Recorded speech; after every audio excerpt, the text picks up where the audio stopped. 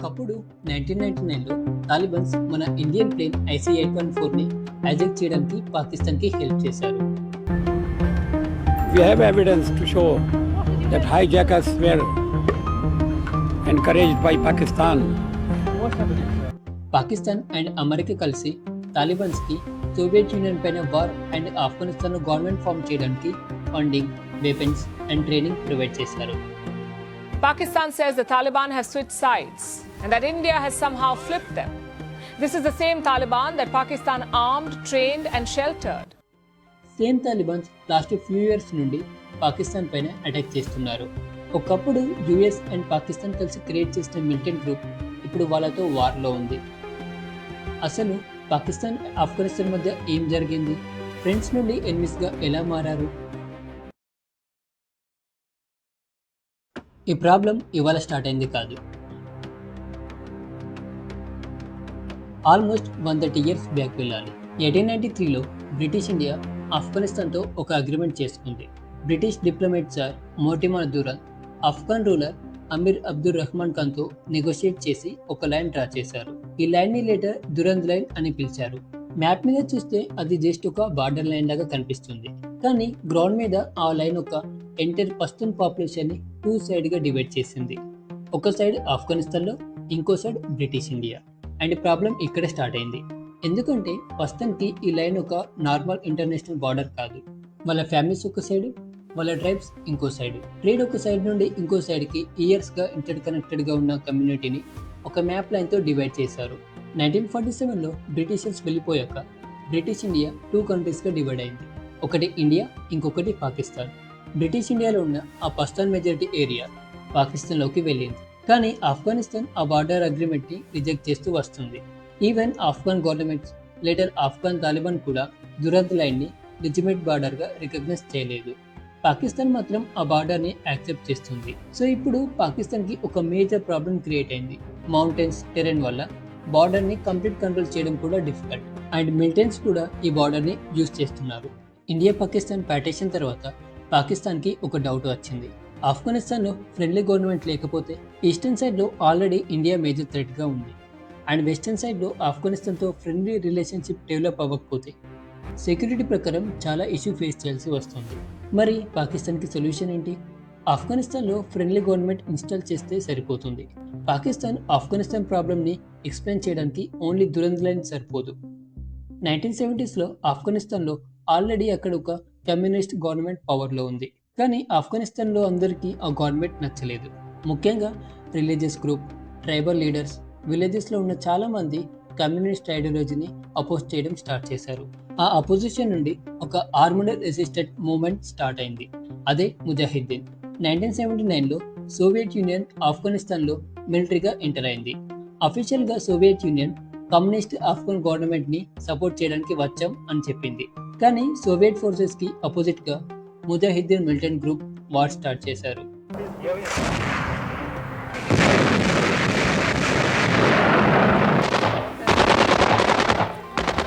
When we are fighting together, that's అప్పటి నుండి ఆఫ్ఘనిస్తాన్ ఒక లోకల్ కాన్ఫ్లిక్ట్ నుంచి ఇంటర్నేషనల్ వార్గా స్టార్ట్ అయింది. ఈ వార్లో యుఎస్ఏ ఎంటర్ అయింది. డైరెక్ట్గా సోవియట్ యూనియన్ పైన వార్ చేయకుండా అమెరికా సిఐఏ ముజాహిద్దీన్ని సపోర్ట్ చేసింది. కానీ ఆ సపోర్ట్ మోస్ట్లీ పాకిస్తాన్ ఐఎస్ఐ ద్వారా ఆఫ్ఘన్ ఫైటర్ గ్రూప్స్కి రీచ్ అయింది. సోవియట్ ఫోర్సెస్కి అగెనిస్ట్గా ఫైట్ చేయడానికి సపోర్ట్ చేసింది. అమెరికా అండ్ సోవియట్ యూనియన్ మధ్య కోల్డ్ వార్ నడుస్తుంది. అమెరికా డైరెక్ట్గా ముజాహిద్దీన్ ఫైటర్స్కి హెల్ప్ చేయకుండా పాకిస్తాన్ హెల్ప్ తీసుకుంది. యుఎస్ఏ అండ్ పాకిస్తాన్కి ఈ సిచ్యువేషన్ జస్ట్ ఆపర్చునిటీ కాదు, ఇదొక స్ట్రాటజిక్ ఛాన్స్. ఎందుకంటే యుఎస్ఏకి సోవియట్తో ప్రాక్సీ వార్, అలానే పాకిస్తాన్కి ఇండియాతో ప్రాక్సీగా అండ్ బఫర్ రీజన్గా ఆఫ్ఘనిస్తాన్ని వాడుకోవచ్చని. పాకిస్తాన్ టెరిటరీలో ట్రైనింగ్ క్యాంప్స్ డెవలప్ చేసి ముజాహిద్దీన్కి వెపన్స్, మనీ, ట్రైనింగ్ ప్రొవైడ్ చేశారు. Soviet war almost 10 years continue అయింది. ఫెబ్ 1989లో సోవియట్ యూనియన్ ఆఫ్ఘనిస్తాన్ నుంచి విత్డ్రా అయ్యాక వార్ ఇక్కడ ఎండ్ అవ్వలేదు. 1992లో Soviet back Afghan government collapse అయింది. కానీ ఆఫ్ఘనిస్తాన్ స్టేబుల్ అవ్వలేదు. డిఫరెంట్ ముజాహిద్దీన్ గ్రూప్స్ మధ్య పవర్ స్ట్రగుల్ స్టార్ట్ అయ్యాయి. ఆఫ్ఘనిస్తాన్ సివిల్ వార్లోకి ఎంటర్ అయింది. 1994లో సౌతర్న్ ఆఫ్ఘనిస్తాన్లో ఒక న్యూ గ్రూప్ ఫామ్ అయింది, అదే తాలిబాన్. వీళ్ళలో చాలా మంది పాకిస్తాన్లో రిలీజియస్ స్కూల్స్లో చదివిన Afghan refugees and former fighters. ఆ టైంలో ఐఎస్ఐ ఆఫీసర్స్ తాలిబాన్ మెంబర్ అయిన ముల్లా ఒమర్తో కాంటాక్ట్ అయ్యారు. దీనికి రీజన్ వెపన్స్, మనీ, ట్రైనింగ్ ఇవ్వడం. మరి పాకిస్తాన్కి బెనిఫిట్ ఏంటి? ఆఫ్ఘనిస్తాన్ని క్యాప్చర్ చేసి ఒక ఫ్రెండ్లీ గవర్నమెంట్ ఎస్టాబ్లిష్ చేయడం. బార్డర్ ఏరియాస్ నుండి ఫైటర్స్ రిక్రూట్ చేశారు అండ్ తాలిబాన్ ఫాస్ట్గా గ్రో అయింది. జస్ట్ 2 years తర్వాత 1996లో తాలిబాన్ కబుల్ని క్యాప్చర్ చేశారు. పాకిస్తాన్కి ఇది జస్ట్ ఒక నైబరింగ్ కంట్రీలో గవర్నమెంట్ చేంజ్ కాదు, పాకిస్తాన్కి ఇది స్ట్రాటజిక్గా చాలా ఇంపార్టెంట్ డెవలప్మెంట్. ఇన్ఫ్యాక్ట్ 1997లో పాకిస్తాన్ తాలిబాన్ గవర్నమెంట్ని ఫార్మల్గా రికగ్నైజ్ చేసిన ఓన్లీ 3 కంట్రీస్లో ఒకటి, మిగతావి సౌదీ అరేబియా అండ్ యుఏఈ. అంటే కబుల్లో పాకిస్తాన్కి ఫ్రెండ్లీగా ఉండే ఒక గవర్నమెంట్ పవర్లో ఉంది. కానీ ఈ రిలేషన్షిప్ ఎంత ఇంపార్టెంట్ అనేది ఇండియాకి 1999లో క్లియర్గా అర్థమైంది. December 1999 Indian Airlines flight IC-814 hijack అయింది. నేపాల్ నుండి ఢిల్లీకి ట్రావెల్ చేస్తుంది, కానీ ప్లేన్ ఫైనల్లీ తాలిబాన్ కంట్రోల్ కాందార్లో ల్యాండ్ అయింది. ఇండియా అప్పుడు తాలిబాన్ గవర్నమెంట్ని రికగ్నైజ్ చేయలేదు. సో ఆస్టేజెస్ని రిలీజ్ చేయడానికి ఇండియా తాలిబాన్ అథారిటీస్తో నెగోషియేట్ చేయాల్సి వచ్చింది. ఈ ఇన్సిడెంట్ని ఆల్రెడీ మనం అజిత్ డోవల్ వీడియోలో డీటెయిల్గా కవర్ చేసాం, కాబట్టి ఇక్కడ మనం ఆ స్టోరీలోకి వెళ్ళడం లేదు. ఇంట్రెస్ట్ ఉంటే చూసేయండి. ఈ హైజాక్ వెనుక పాకిస్తాన్ హ్యాండ్ ఉందని ఫార్మర్ పిఎం అటల్ బిహారీ వాజ్పేయి గారు స్టేట్మెంట్ చేశారు. We have evidence to show that hijackers were encouraged by Pakistan. 1990sలో ఆఫ్ఘనిస్తాన్లో తాలిబాన్ పవర్ అంటే అది జస్ట్ ఆఫ్ఘనిస్తాన్ ప్రాబ్లం కాదు, పాకిస్తాన్కి అదొక స్ట్రాటజిక్ అడ్వాంటేజ్ అండ్ ఇండియాకి అదొక సీరియస్ సెక్యూరిటీ కన్సర్న్.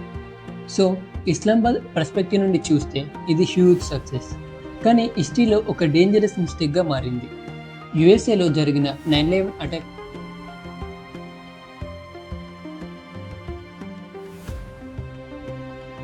వెనుక ఒసామా బిన్ లాడెన్ అల్ ఖైదా గ్రూప్ 1988లో ఫామ్ చేశాడు. ఈ అటాక్ తర్వాత అమెరికా ఆఫ్ఘనిస్తాన్ పైన వార్ స్టార్ట్ చేసింది. పబ్లిక్గా పాకిస్తాన్ అమెరికాతో కోఆపరేట్ చేసింది. అలానే తాలిబాన్ ఫైటర్స్కి కూడా పాకిస్తాన్ టెరిటరీలో షెల్టర్, ట్రైనింగ్ అండ్ సపోర్ట్ ఇచ్చింది. ఈ వార్లో పాకిస్తాన్ డబుల్ గేమ్ ఆడింది. Afghan Taliban and Al Qaeda ఫైటర్స్లో చాలా మంది Pakistan tribal areas especially FATA and South Waziristan వైపు మూవ్ అయ్యారు. ఈ సిచ్యువేషన్ గురించి తెలుసుకున్న అమెరికా పాకిస్తాన్కి స్ట్రిక్ట్ వార్నింగ్ ఇచ్చింది. పబ్లిక్గా మాకు సపోర్ట్ చేస్తూ తాలిబాన్స్ అండ్ అల్ ఖైదా ఫైటర్స్కి ఎందుకు షెల్టర్ ఇస్తున్నారు అని. అండ్ పాకిస్తాన్ ఒక డిఫికల్ట్ సిచ్యువేషన్లో పడిపోయింది. ఇప్పుడు పాకిస్తాన్ ఆర్మీ తన ఓన్ టెరిటరీలో ఉన్న మిలిటెంట్స్తో ఫైట్ చేయాల్సి వచ్చింది. 2002 నుంచి పాకిస్తాన్ మిలిటరీ ట్రైబల్ ఏరియాస్లో ఆపరేషన్ స్టార్ట్ చేసింది. ఈ మిలిటరీ ఆపరేషన్స్ వల్ల ఆల్రెడీ సపరేట్గా ఆపరేట్ చేస్తున్న లోకల్ పాకిస్తాన్ మిలిటరీ గ్రూప్స్ మధ్య కామన్ ఎనిమీగా పాకిస్తాన్ క్రియేట్ అయింది.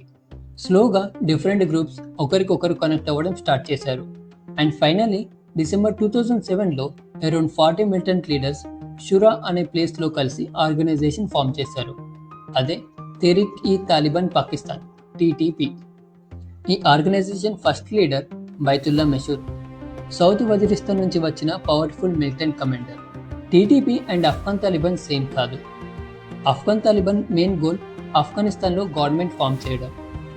TTPకి టార్గెట్ పాకిస్తాన్ గవర్నమెంట్ అండ్ మిలిటరీని అపోజ్ చేయడం. అలానే పాకిస్తానీ ట్రైబల్ ఏరియాస్లో నుంచి గవర్నమెంట్ ఇన్ఫ్లుయెన్స్ని పుష్ అవుట్ చేసి అండ్ ఎవెన్చువల్లీ పాకిస్తాన్లో ఎగ్జిస్టింగ్ గవర్నమెంట్ని ఓవర్త్రో చేసి వాళ్ళకి నచ్చిన షరియా బేస్డ్ ఇస్లామిక్ స్టేట్ని ఎస్టాబ్లిష్ చేయడం. ఒకప్పుడు పాకిస్తాన్ ఈ మిలిటెంట్ నెట్వర్క్స్ని across the Afghan border support చేసింది. బట్ ఇయర్స్ లేటర్ ఆ సేమ్ రీజన్ నుంచి పాకిస్తాన్ని టార్గెట్ చేసే ఒక న్యూ మిలిటెంట్ ఆర్గనైజేషన్ ఫామ్ అయింది. 2021 వచ్చేసరికి అమెరికా ఫైనల్లీ ఆఫ్ఘనిస్తాన్ నుండి ట్రూప్స్ని విత్డ్రా చేసుకుంది.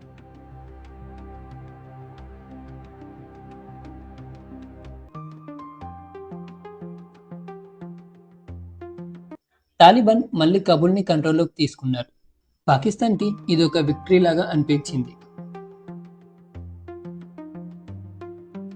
ఎందుకంటే 20 years తర్వాత తాలిబాన్ మళ్ళీ పవర్లోకి వచ్చింది. 2021లో ఇండియా ఇమీడియట్గా తాలిబాన్ని యాక్సెప్ట్ చేయలేదు. In fact India officially Afghanistan situation పైన కన్సర్న్ ఎక్స్ప్రెస్ చేసింది. డాక్టర్ జయశంకర్ గారు మార్చ్ 2021లో ఆఫ్ఘనిస్తాన్లో increasing violence and violent extreme గురించి వార్నింగ్ ఇచ్చారు. Events unfolding in Afghanistan have naturally enhanced global concerns about their implications for both regional and international security. ఇండియాకి ఒక విషయం క్లియర్గా అర్థమైంది. తాలిబాన్ని రికగ్నైజ్ చేయకపోయినా వాళ్ళని కంప్లీట్గా ఇగ్నోర్ చేయడం అనేది ప్రాక్టికల్ సొల్యూషన్ కాదని, మళ్ళీ IC 814 రిపీట్ అవ్వకుండా అండ్ ఫ్యూచర్లో ఇండియా పైన ఆఫ్ఘనిస్తాన్ని యూజ్ చేసి జరగద్దు అని డిసైడ్ అయింది. ఆగస్టు 31, 2021 ఇండియా తాలిబాన్తో డైరెక్ట్ కాంటాక్ట్ ఎస్టాబ్లిష్ చేసింది. దోహాలో Indian ambassador Deepak Mittal, Taliban political office head Sher Mohammad అబ్బాస్ని మీట్ అయ్యారు. ఇండియా అఫీషియల్గా చెప్పింది ఆఫ్ఘన్ టెరిటరీలో anti India activities and use అవ్వకూడదని. తాలిబాన్ సైడ్ నుండి పాజిటివ్ అష్యూరెన్స్ వచ్చింది. ఇండియా తాలిబాన్ని సపోర్ట్ చేయడం స్టార్ట్ చేయలేదు, కానీ సింపుల్గా ఒక రియాలిటీని యాక్సెప్ట్ చేసింది. తాలిబాన్ని ఇగ్నోర్ చేస్తే ఇండియా సెక్యూరిటీ ఇంట్రెస్ట్ ప్రొటెక్ట్ చేయలేం. అండ్ ఇండియాకి ఆఫ్ఘనిస్తాన్తో ఆల్రెడీ కొన్ని డికేడ్స్ నుండి లాంగ్ రిలేషన్స్ ఉన్నాయి.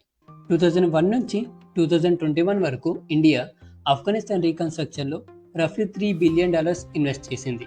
550కి పైగా కమ్యూనిటీ డెవలప్మెంట్ ప్రాజెక్ట్స్, ఆఫ్ఘనిస్తాన్లో ఉన్న 34 ప్రొవిన్సెస్లో 218 kilometres Zaranj Delaram road, 42 megawatt Salma dam కబుల్లో అండ్ ఆఫ్ఘన్ పార్లమెంట్ బిల్డింగ్. ఈ parliament building prime minister Narendra Modi గారు ఇనాగ్రేషన్ చేశారు. Development projects, scholarship, health care and humanitarian assistance వల్ల ఇండియాకి people to people connection strong అయింది. ఆఫ్ఘన్ పీపుల్తో ఇండియాకి హిస్టారికల్ అండ్ సివిలైజేషన్ రిలేషన్ ఉంది. ఇండియా హ్యూమనిటేరియన్ అసిస్టెన్స్ ఇప్పటికీ కంటిన్యూ చేస్తుంది, like medicines, food, essential supplies.